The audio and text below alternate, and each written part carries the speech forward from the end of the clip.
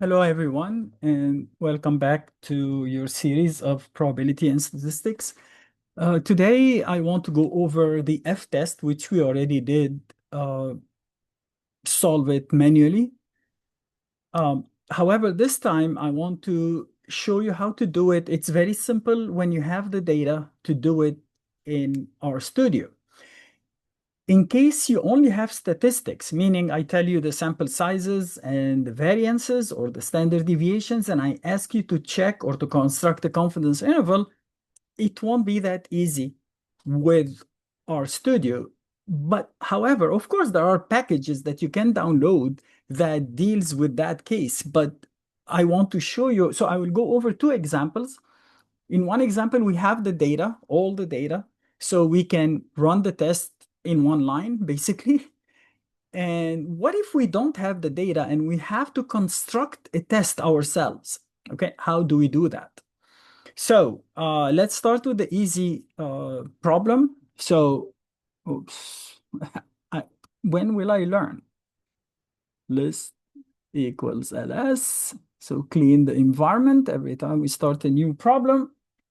And here I'm going to read a file called sleep, and it's comparing the sleeping hours of two like twin brothers, okay? And we want to see whether they sleep the same amount or not, or not sleep the same amount, if the variance in their sleep, meaning if someone is sleeping like 8 hours the first day and then a few days later he sleeps only 4 hours and then 10 hours and then 2 hours, or is it pretty much consistent, like around eight? So sometimes nine, sometimes seven, sometimes six, but no extremes. So we need to check the variability in their sleeps, maybe because there is another test they want to check. One of them is a little irritated or stressed out or, has depression, whatever the case might be. So the doctor is trying to find out whether he sees variability in their sleeping hours or not.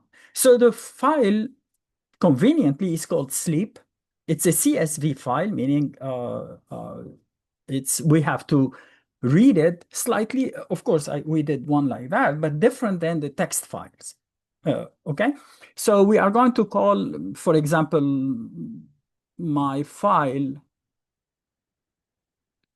equals read.csv, and you can see it here. Yeah, there is CSV2. Don't worry about that for now. We need read.csv, and the file name is sleep.csv,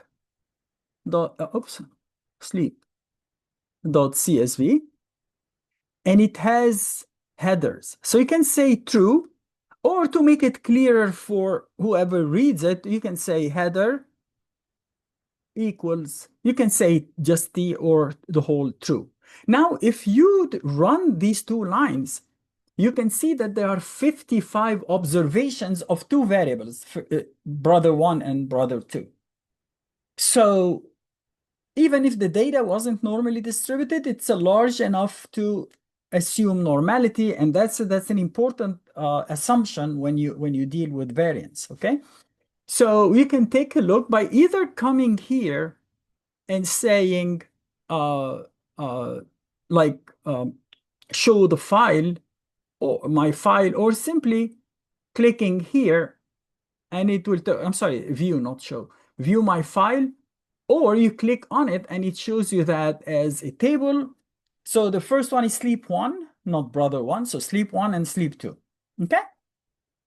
So now we need to check whether they have the same variability in their sleeping time. So all what you have to do is to say, again, in the old days, we had to attach the file. Remember, we tried it before and it wasn't necessary. So let's assume we don't need to attach it. We are going to say variable var.test. That's it, F-test to compare two variances. Okay, so you have to enter just the name. You see how easy it is? So you can say sleep one, comma, sleep two. I think it's sleep two. And then if we run this line, Oops, yeah, not found. That's what I meant. So here we have either to say attach my file, or you can say my file $sign. And when you add the $sign, it will upload it right there. So now if you don't say attach my file, then every time you need to access one of the variables, you have to use the $sign. And you can see that very simply, we got an F value. We have 54 degrees of freedom because there are 55 observations. The denominator degrees of freedom is also 54 because we have 55 observations for brother 1 and 55 for brother 2. Remember, we say the F value is S1 square over S2 square. The numerator has degrees of freedom and the denominator has degrees of freedom. They don't have to be the same, but in this case they are, since each one of them is 54, okay? The p-value is less than 5%, much less than 5%. It's 3 and 3.7 in 1,000. So we would reject the null hypothesis that the variances are the same, okay? So the alternative hypothesis is that the true ratio of variance is not equal to 1. Notice it's a two-sided test, so I say they are not equal. I don't say which one is higher. If I want to check if I like if you look at the data, let's look at the data again. So view the file. You can see here most values are probably the average is around 9 or something like. But you see on the right hand side, I have 5.5. I have 5. We had 9. So basically, if you look at the data at the output, it gives you a confidence interval above 1. So basically, it says that the first brother, it's the first brother has more variability than the second. Oops, I wanted to show the data. So if you calculate even the variances, you will see that, again, I have a 5 and 5.5 and 6.5, and we have 10.5 and 11. So you see the range is much larger than, even though here we had 5.5, but we don't have, I think the highest was 9.5. We don't have anything in 2 digits. Here we have a 13. But here the highest was 9, and here we have 5.5 and 5, and here we have like 5.5. So the minimum is pretty much the same, but the maximum in sleep 1 is much higher. But is it statistically higher? Yes, it is. How do we know? From the p-value. The p-value is much less than 0.05, and that's why when you construct a two-sided confidence interval for the ratio of the variances, if the 1 is included, I wouldn't reject. But here we see that it's higher than 1, meaning brother 1 has a higher variance than brother 2. And that's so easy. As you saw, it's just one line. If you attach the file, I don't even need to do. So for example, I could have said attach my file. Oops. Doesn't it show? Yes, I don't want to type. And now I no longer need to say my file $sign. I think it worked before, even though I said maybe they changed the update or something. But now if I run the whole thing, I get the same result. I no longer need to add the $sign. So be careful. If you don't attach the file, you don't have to. And it's a good practice that at the end you say detach my file. Because you may want to attach another file, in the second problem. Okay, so let's clear that. Let's run this to clear the environment. Well, even though we were going to do that. Now, let's go to the second problem. The second problem, you don't get the individual. Oh my God, I hate it when it does that. I don't know why. Sometimes it freezes and then I go back. No, it's still frozen. Uh, I don't know why I have this bug. Oh yeah, now it's working. I don't know. I really don't know. If someone has an idea, maybe I would be glad to hear it from you.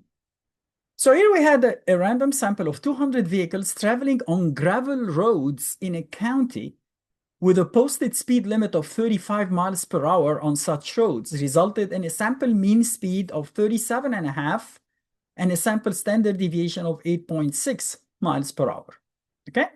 Whereas another random sample of 200 vehicles in a county with a posted speed limit of 55 miles per hour resulted in a sample mean and a sample standard deviation of 35.8. So even though the posted speed is 55 miles per hour, it's a gravel road, so they can't even, you know, drive fast there, right? So you see that the means were pretty much the same. In fact, the variances were smaller.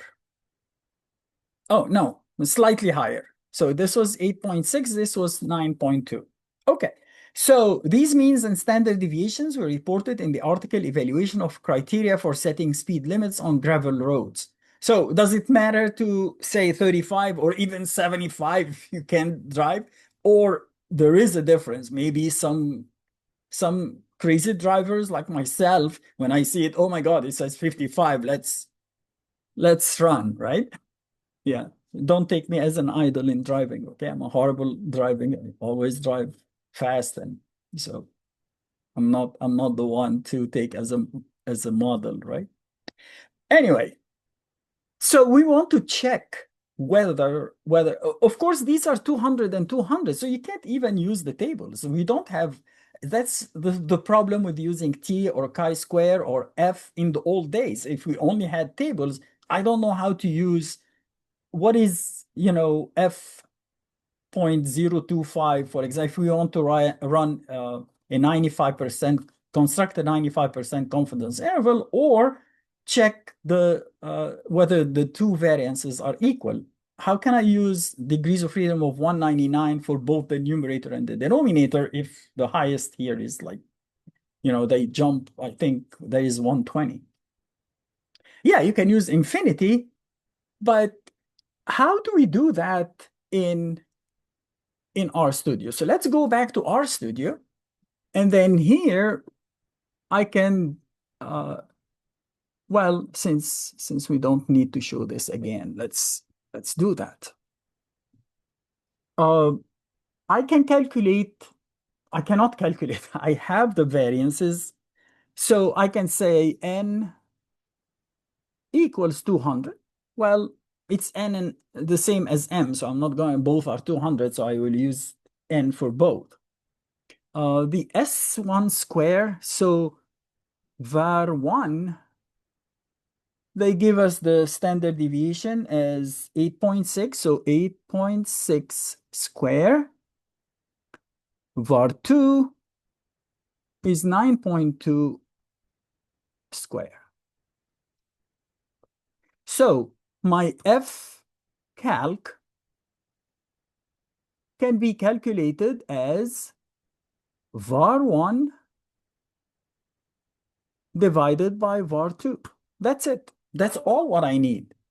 The question now, when I run the test, so meaning I will check to see if it's between f, assuming alpha is 5%. So let's write that alpha equals 0.05. And here I can say, I can calculate a value called the test, really, and check whether the f calc is within the boundaries or not. Okay, so you can say if else. Oh, so test equals. Remember when we did something similar in the t-test and we said the test equals retain or reject or fail to reject and reject? We are going to do something similar. So I can say if else f calc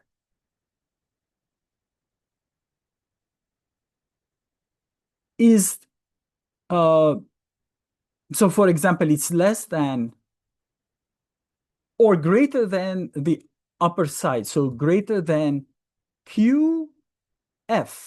That is the critical value, right? Because the Q gives you the inverse of the F function.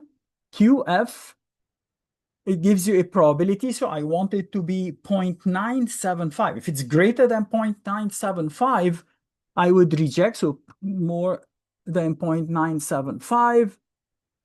Degrees of freedom are 199, 199.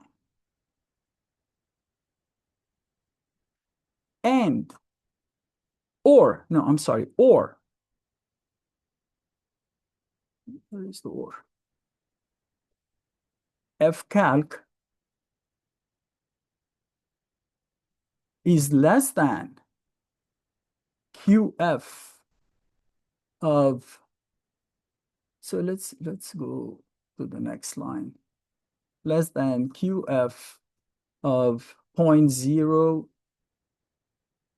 We said it's greater than that or less than 0.025.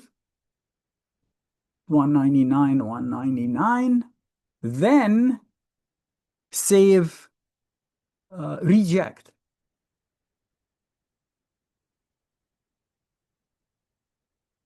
Else retain or fail to reject.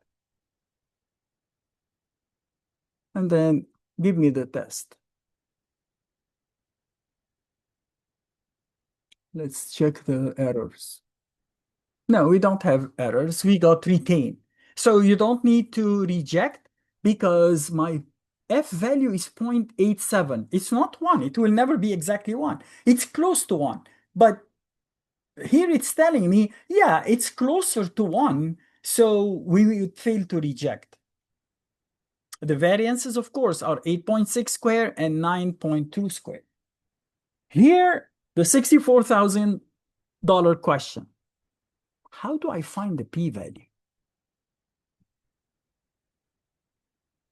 That's not an easy one.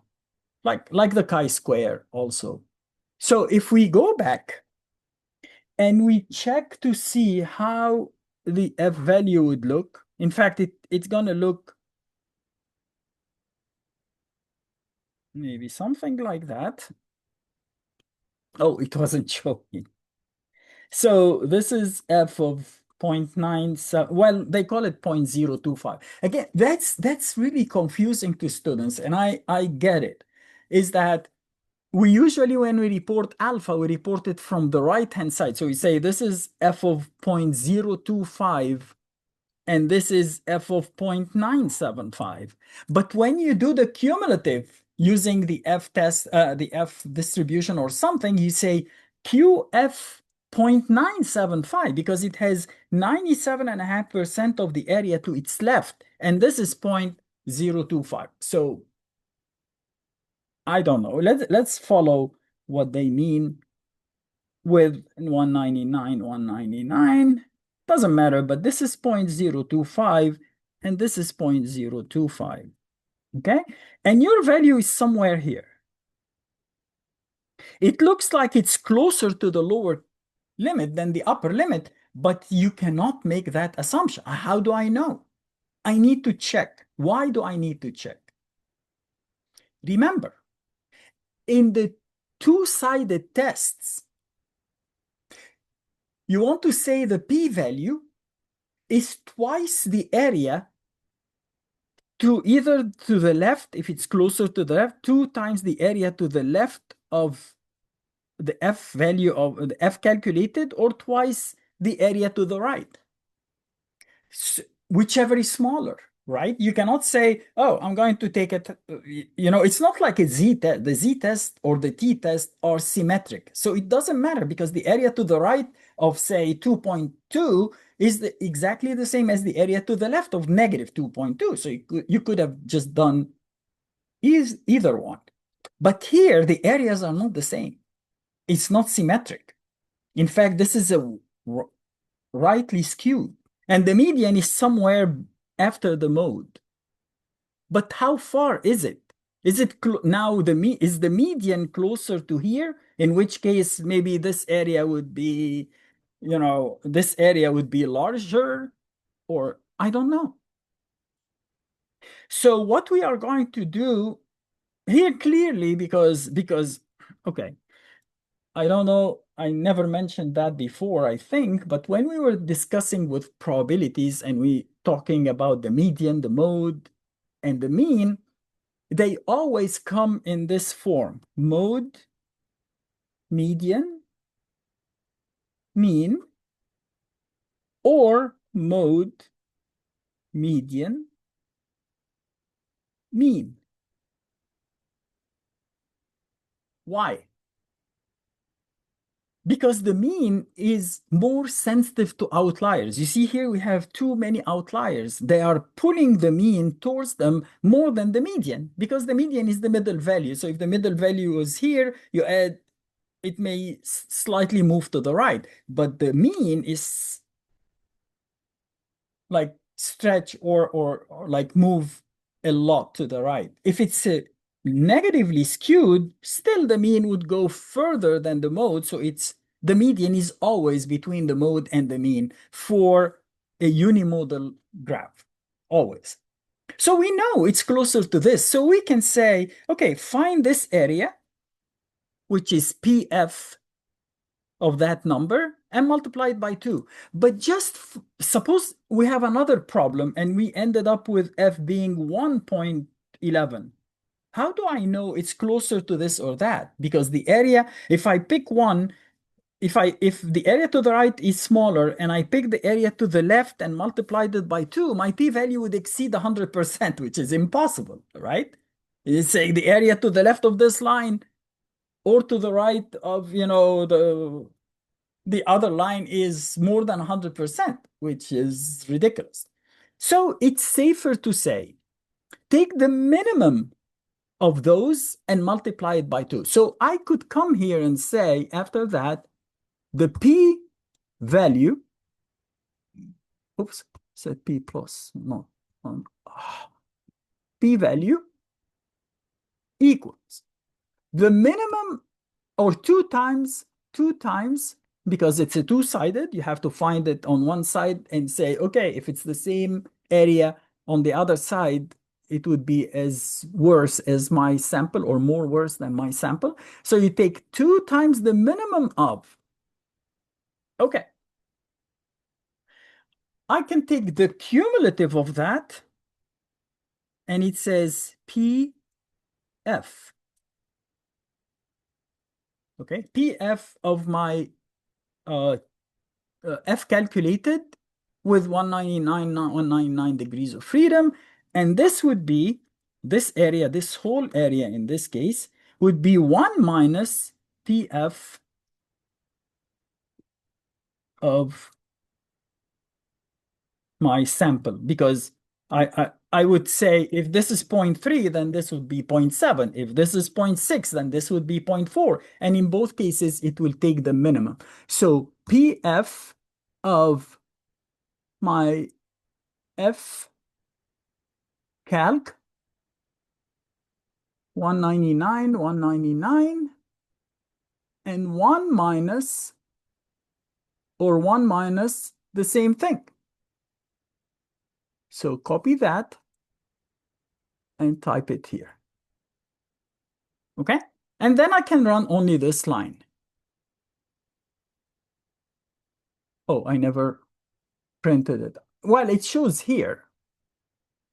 It shows the p-value is 0.34.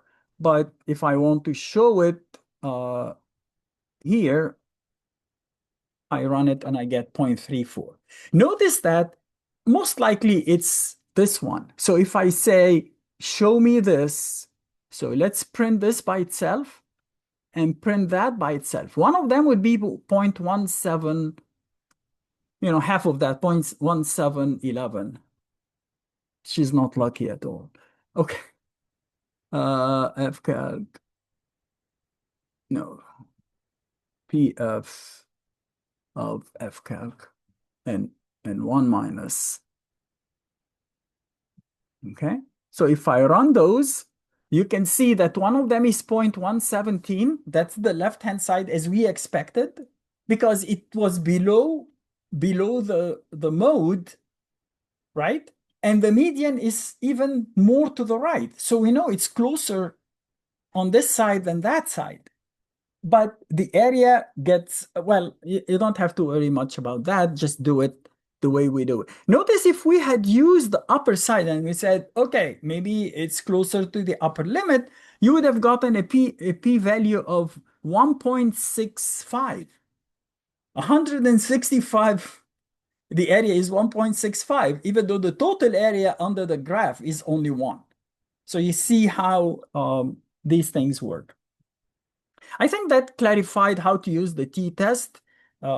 If you have if I'm sorry, the f-test using var.test, if you have the data, it's so easy. It's just a single line. You say var.test, and then you enter the two columns that contain the data, and RStudio will do it for you. However, on the other side, if you have to do it manually, again, you can see it's not that hard. You are dividing the variances and then writing this statement that, if it's in the rejection regions greater than 97.5 or less than 2.5, reject. If not, then retain. Fail to reject.